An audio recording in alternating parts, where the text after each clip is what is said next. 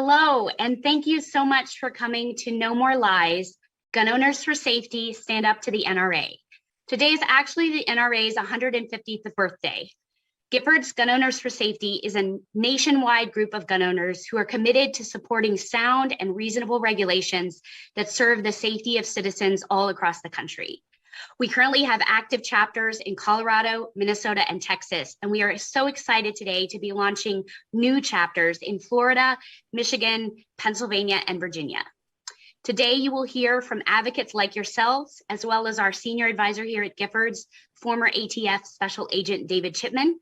You'll also be getting a special message from our founder, former Congresswoman Gabby Giffords. We hope that this program will get you energized in our movement for gun safety. Without further ado, I'd like to play a quick video that highlights Gun Owners for Safety.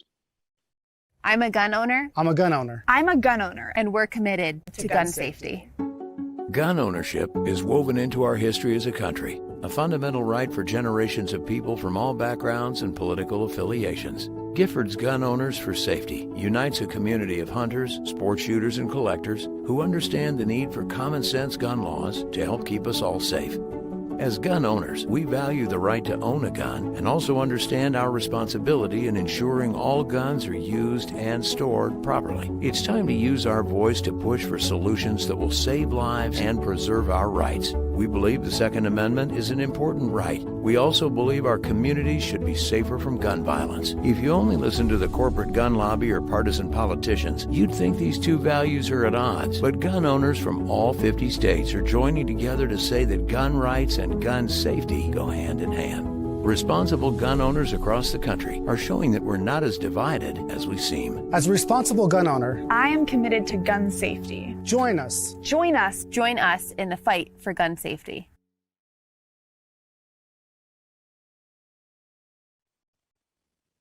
I would now like to introduce my good friend, Christina Delgado, a fellow Texan. Christina Delgado is a mother of two daughters who joined the fight for sensible gun legislation after experiencing the horror of searching for her kids amid an active school shooting in Santa Fe High School in 2018. This was a turning point for her and her family. Afterwards, her daughter asked serious questions like, how did this happen? And how are you going to keep us safe? She's going to be our opening speaker today to share her thoughts as a survivor, as a gun owner, and as an advocate. Thank you, Shannon. Thank you, everybody, for joining us today. This is definitely a battle that has been close to my heart for some time, and I wasn't fully awakened to it until I had to sit on the sofa with my daughters as they called out the names of those we lost on May 18th. Two of them being friends of mine, one a daughter who was lost, one a son who was lost, and my daughter knew some of those kids and the siblings of those children. And it's a hard question to have to sit and be asked by your daughter, someone who, or your children in general, someone who expects you to do everything in your power to keep them safe. And to be asked that question and not know what to do is a very helpless feeling. But there is a lot we can do. And being able to become involved and be a voice and an advocate for common sense legislation across the board is one way we can do that. I decided to get involved and did quite a few advocacy days there in Austin, met with representatives, and were constantly met with opposition in attempting to find common sense legislation. And one of those things always seems to be that we want to take guns away. Well, here in Texas, the majority of us are owners, spouses of gun enthusiasts, and come from gun owning families. So in no way, shape, or form is that what we want to do. In my journey in speaking out against some of these crazy pieces of legislation, one example being House Bill 1927, as I sat from 9 a.m. until 5:30, when I finally got a chance to speak, I watched as so many responsible owners, arms dealers, and instructors, as well as police officers, union presidents, were completely dismissed on their opinions on why gun legislation such as this puts our communities at risk.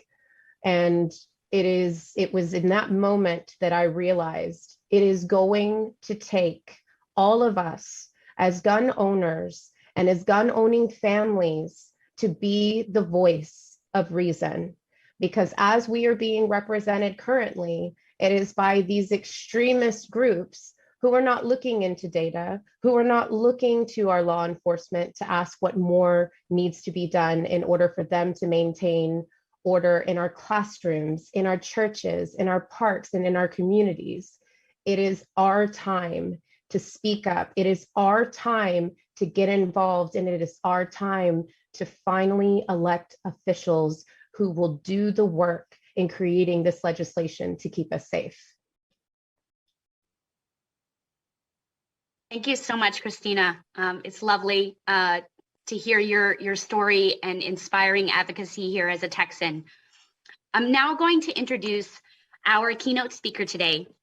And I'd like you, oh, I'm sorry, I apologize. I got ahead of myself.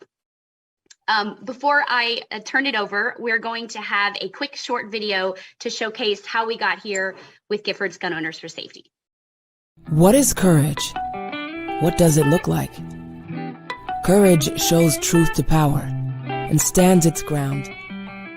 It's walking out. It's sitting down. It's marching towards something greater. Courage is telling your story even when it's hard to speak. Courage looks like this. Good evening, everyone. I'm Congresswoman Gabrielle Giffords from Southern Arizona. You know, you can either complain about something or you can try to fix it. I will always extend my hand across the aisle to do what's right for the American people, to build consensus, and to get the job done. Earlier today, a number of people were shot in Tucson, Arizona. Arizona Congresswoman Gabrielle Giffords, wounded in an assassination attempt just about 2 weeks ago, is about to take the next big step along what's expected to be a long road to recovery. It takes courage to keep going, especially when it feels impossible. To witness the return of our colleague, who is the personification of courage, Congresswoman Gabby Giffords.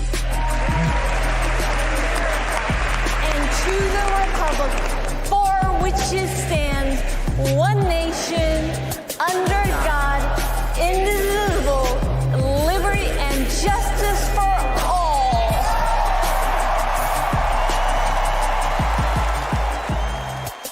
It's standing up and finding your voice again. Courage is speaking out. Courage is saying, we can do better, and knowing no problem is too big to fix.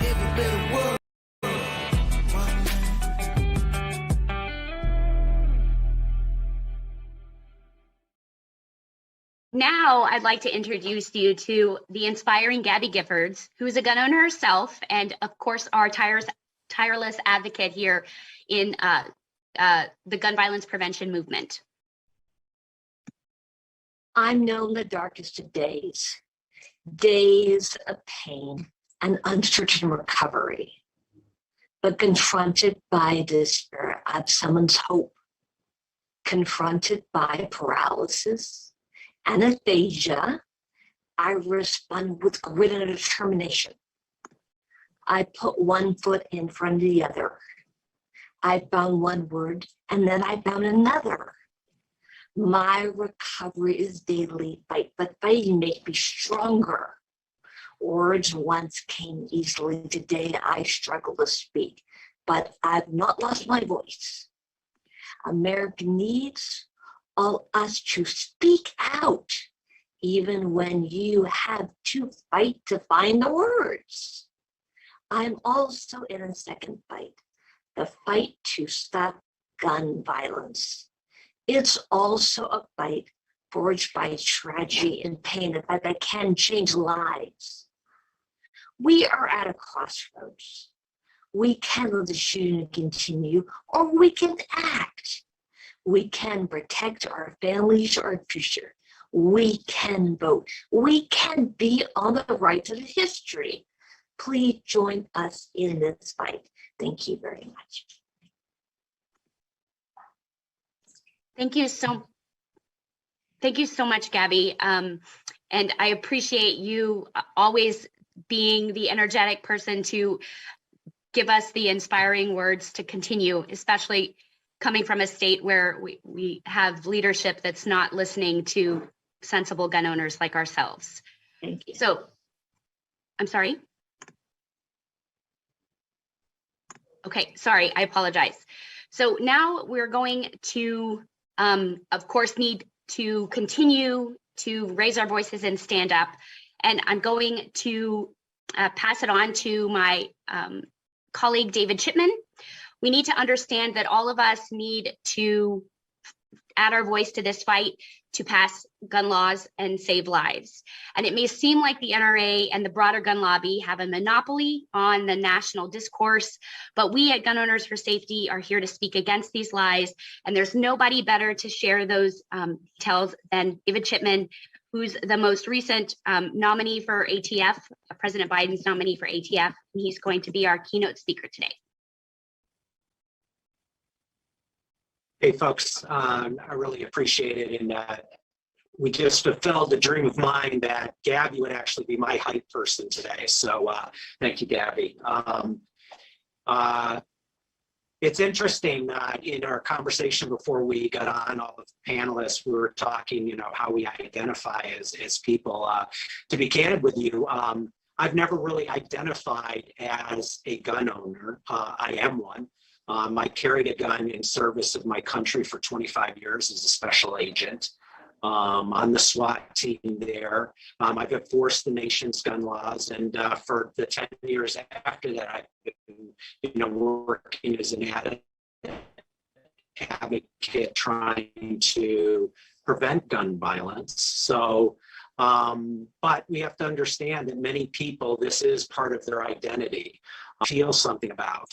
Facts are, a little,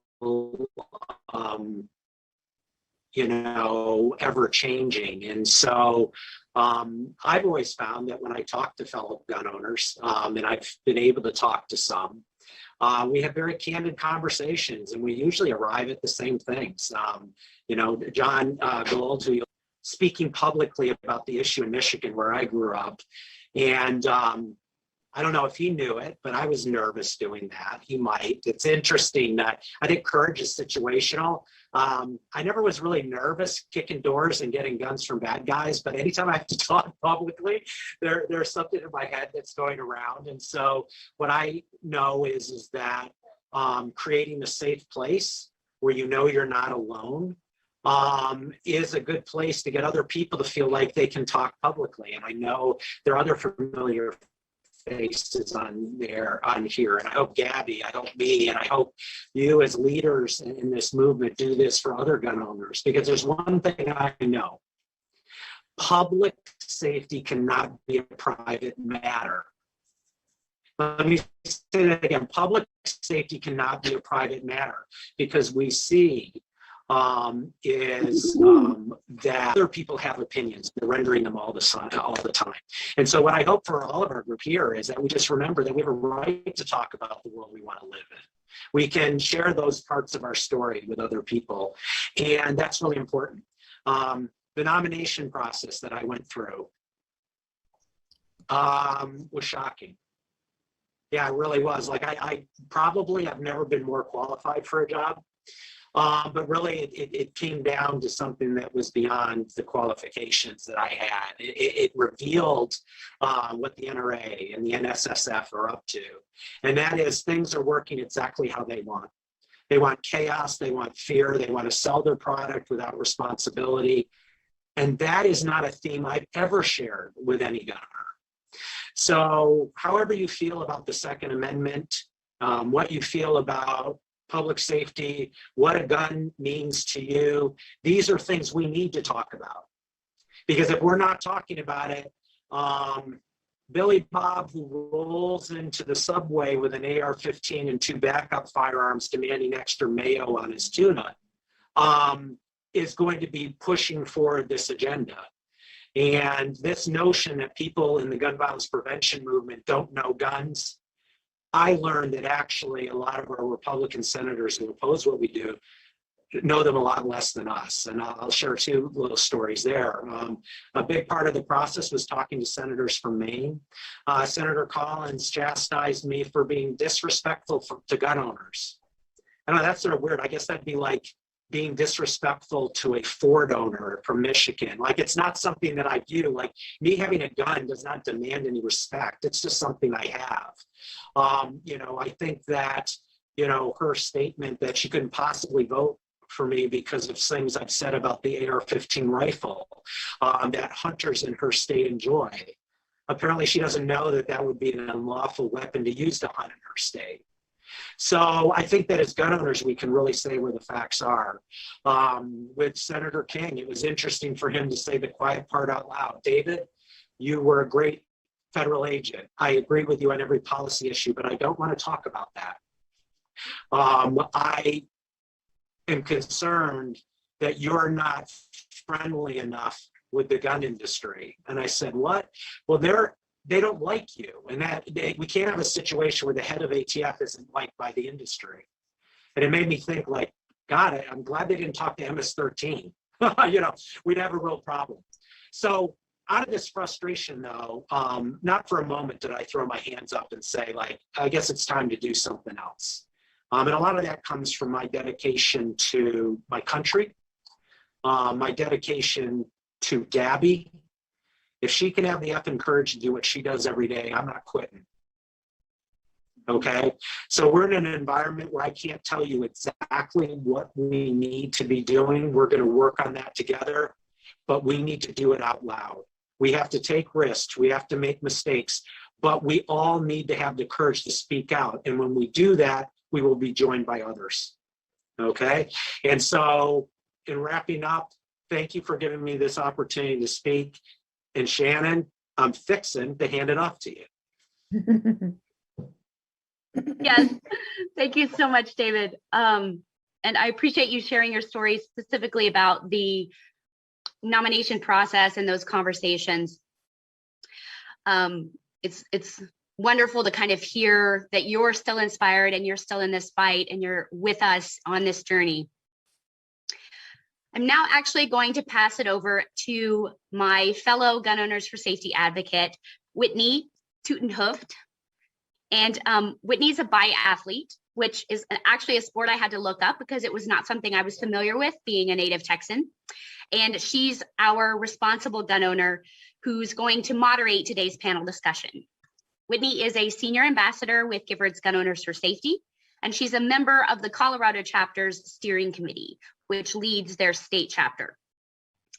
Whitney is also a member of the Lockdown Generation, a group of students who've grown up with regular lockdown drills and news of headlines of school shootings.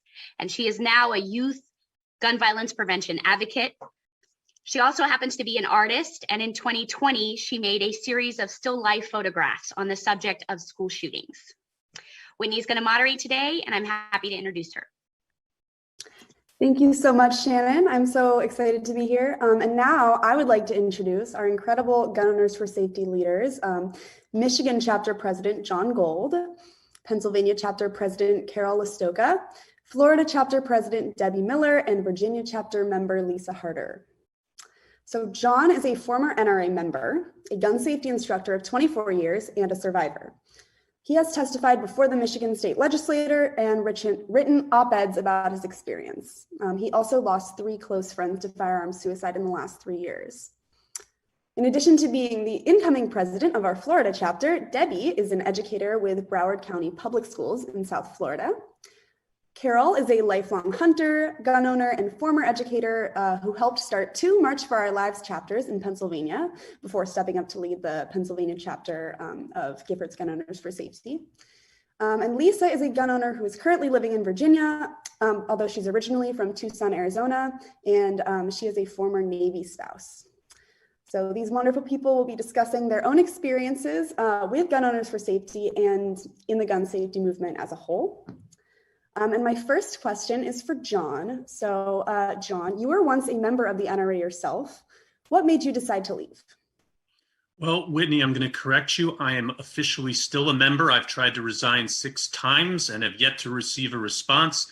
My card still comes in the mail every year. So apparently I'm still on the rolls. That said, why did I leave?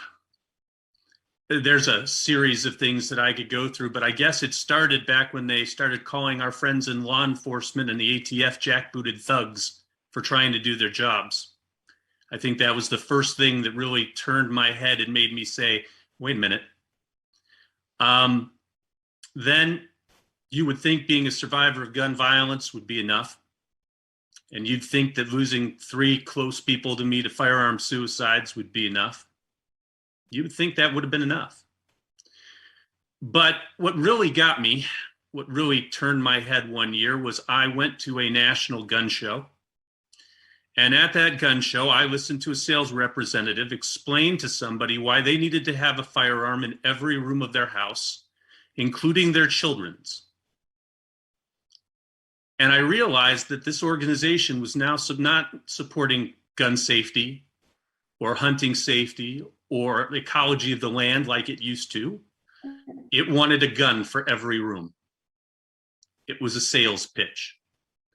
And it was at that moment that I walked out of that show and said, and thought back to my instruction and the people who trained me and said, we never would have put up with this. This is obscene. And I guess we all know the definition of obscenity when we see it. And that was it for me. And I had to do something more, and that's why I'm here. Thank you so much, John, for that really eye-opening account. My next question is for you, Carol. As a former educator, how does gun violence impact students and educators, and what is their role in this fight? Not long ago, my 10-year-old niece, Fatime, told me that her greatest fear is that an active shooter will attack her school. Now, I became a teacher because I wanted to nurture and guide children. But when kids come to school already stressed because today might be the day that they get shot, how can we expect them to learn anything? I have a young friend, Omran, who survived multiple bombings during the civil war in Syria. Now, he and his family were relocated by the United Nations to Philadelphia as refugees. But 1 month ago, Omran's schoolmate and a passerby were shot and killed just outside his high school. Where's the safe haven that Omran and his family were promised? How have we allowed our schools to become war zones? My own 2 sons are grown, and I'm a foster care mom now. I want to be able to send my kids off to school in the morning without worrying that they're going to be shot. And I want their teachers to be able to focus on education, not active shooter drills. And I want all children to feel safe, no matter where they are. Thank you so much. And that really hits so close to home for me, especially as someone who got involved in this fight during high school. My next question is for you, Debbie. You are also an educator, and you helped organize a group of students to attend the original March for Our Lives in 2018. Can you tell us about that experience and how things have changed since then? So I am a 30-year educator, just put my papers in for retirement, so that's super exciting. When I was tapped to take the Douglas kids up for the March of Our Lives, it was really a life-changing experience for me, and one I really did not expect my life to take, kind of that trajectory. But much like David said, if Gabby Giffords can put one foot in front of the other and affect the tremendous amount of change that she has, then I certainly can follow in her footsteps.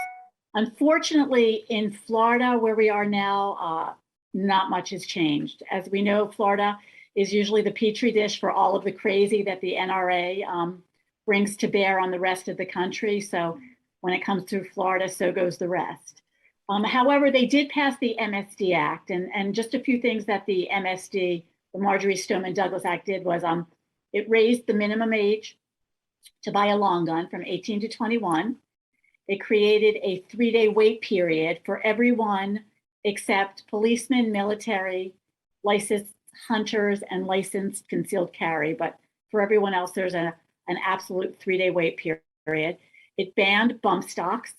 It gives law enforcement agencies the ability to petition courts for extreme risk protection order, so it makes it a lot more feasible and easier to get ERPOs. It provided different measures for Baker acting people, that the police can now seize firearms and ammunition, and they can petition for voluntary surrenders of firearms and ammunition. It looks at mental competency, which is also new in Florida. So if the court judged you as mentally defective, if you had been in a mental facility involuntarily, then you cannot have weapons, you cannot purchase weapons, you cannot possess them in your household until the court orders that you are fit to do so. It established school safety officers, which requires school districts to work with their local police officers and their local police departments to establish school safe officers. And the last thing it did, which was the reason I actually left the classroom and went to work in a different capacity outside of the classroom, is it created the school guardian program, which was really very heartbreaking for me as a lifelong educator. The idea that districts and school boards were saying, sure, take a 40-hour class and, go teach in your classroom with a gun, or, the lunch lady could have a gun, or whomever, really, really cut me to the core. So that was really difficult for me. Unfortunately, in Florida, there haven't been a lot of changes, but we're hoping with the next election cycle, things will be different for us. Thank you so much. My next question is for Lisa. Lisa, as a former spouse of a former Navy pilot, how does that influence how you approach gun violence prevention? Well, I was always, taught good gun safety, and we always had any loaded guns were always locked, especially if people were coming over with their children. And so I don't, have a lot of friends at the moment who are gun owners, but those who are either military or FBI. And so we're just also very aware of gun safety. And it's unconscionable to me that there are people able to just purchase guns and not know this, how to safely handle them, have them in your home, and to keep other people from getting them.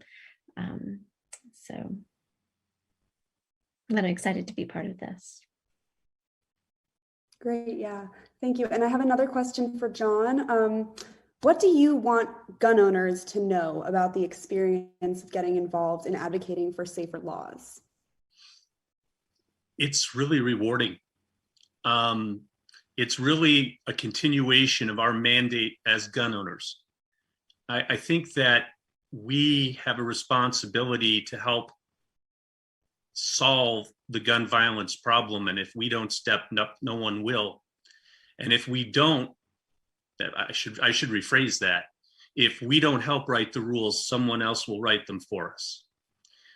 And so it's time for us to stand up and do something about it. And promoting gun safety, there seems to be an argument that we can't promote gun safety without promoting some sort of gun restriction or confiscation or any of those buzzwords. The two are not mutually exclusive. We can promote gun safety and the Second Amendment. They are not mutually exclusive entities, and we need to drill that home. And there's another phrase, and I say this, and I know some of you are getting sick of me, but I say this on every call. No matter what side of the aisle or no matter what someone's view is, I like to start my conversations with one phrase. And that's, can we all agree on this call that we'd like less people to get shot? Because it opens up a common frame of reference for all of us. I don't think that whether you're conservative or liberal or male or female or of any gender or of any identification, I think we can all agree that most good people don't want more people to get shot. And if we can start our conversations with common ground, we can move forward and be constructive. It's when we get divisive, it's when we get nitpicked and feel like we have to get defensive, that sometimes we can't make those conversations go forward. So what I'd like to tell every advocate out there is, it's not easy. This isn't an easy task. It's not an easy job. But at the end of the day, if you helped save one life, it was worth it, every single second. Thank you so much. Yes, that is so important, and I could not agree more. My next question is for Lisa. What are some concerning trends that you have noticed among gun owners? Well, I was very concerned to learn that gun sales have increased during the pandemic, which I guess we can all guess as to why, but that is very concerning to me. And also living here in Virginia, where I feel fortunate that we have, decent gun laws here. I feel safer living here in Virginia than I have in other states that I've lived in. But a couple of weeks ago, we had an election that kind of flipped our legislature from Democrat to Republican. And I do have concerns as to what that might bring to our state. With regards to gun laws. I would just hate to see so much of the good gun legislation get rescinded or go back to what it was before. So I am concerned about that.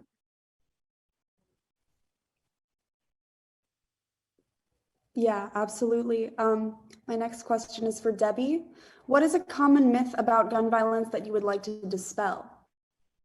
Gosh, so many myths, right, surrounding gun violence. But the one I chose to talk about this afternoon is that guns don't kill people, people kill people. And I know that we've all heard that a million times. And to that I say, well, people with guns do kill people. They do so more frequently, they do it more efficiently than people without guns. And you look at the 5 areas: suicide, accidental death, domestic violence, domestic homicide, international homicide.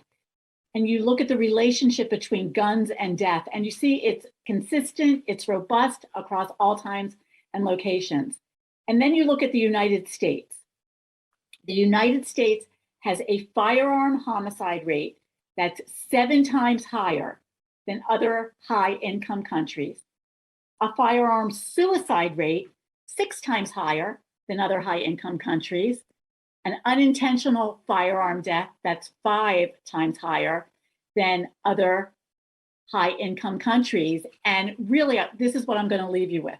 80% of all firearm deaths in the entire developed world occur in the United States.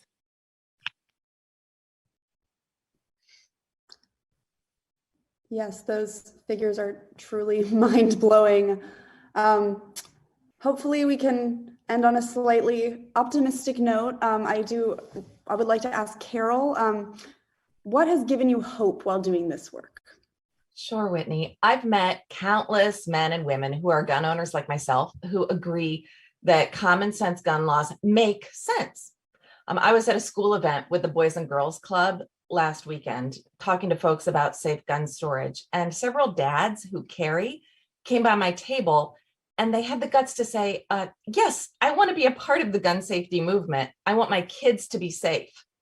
They know that common sense gun laws are not about taking away their guns. Common sense gun laws are about saving lives. And so there are smart, brave adults who are willing to step up, and that gives me hope. Now, at the same event, it was pretty cool because a director from the Boys and Girls Club invited Pennsylvania Gun Owners for Safety to partner with them. He came up and asked me, what can you do for our kids and what can you do for the parents of our kids? So the prospect of doing educational programming with community organizations like the Boys and Girls Club gives me hope. They're asking us to help stop the needless loss of lives. And finally, our children give me hope. They want and deserve to grow up in a world free from violence, and they are demanding action and accountability from lawmakers and with their involvement in groups like Students Demand Action and March for Our Lives. I believe that as gun owners, it is imperative that we add our voices to help protect everyone, especially our kids, from gun violence. And being part of Giffords Gun Owners for Safety gives me hope. Thank you so much, Carol. Being part of Giffords Gun Owners for Safety also gives me hope. Thank you all, and for all that you do for gun owners for safety and gun violence prevention as a whole. I think we all learned a little bit about what it means to be a gun owner in this movement. And I'd now like to pass it back to Shannon just to wrap up this event. Excellent. Thank you so much, Whitney. We're actually going to acknowledge that earlier in today's event, we had some internet difficulties, but we're going to go back to Senior Policy Advisor David Chipman, who's going to give us some closing remarks and a call to action. Thanks, Shannon. And yeah, let's acknowledge the operator error here. Being on the road and trying to get a good internet connection is maybe as complex as the issues we're talking about today. But what this gave me an opportunity to do is be inspired myself. We're in a whole different space than we used to be. It would have been very difficult to imagine a place where I could have so many fellow gun owners talking about this issue in a very reasoned and hopeful way. That's progress.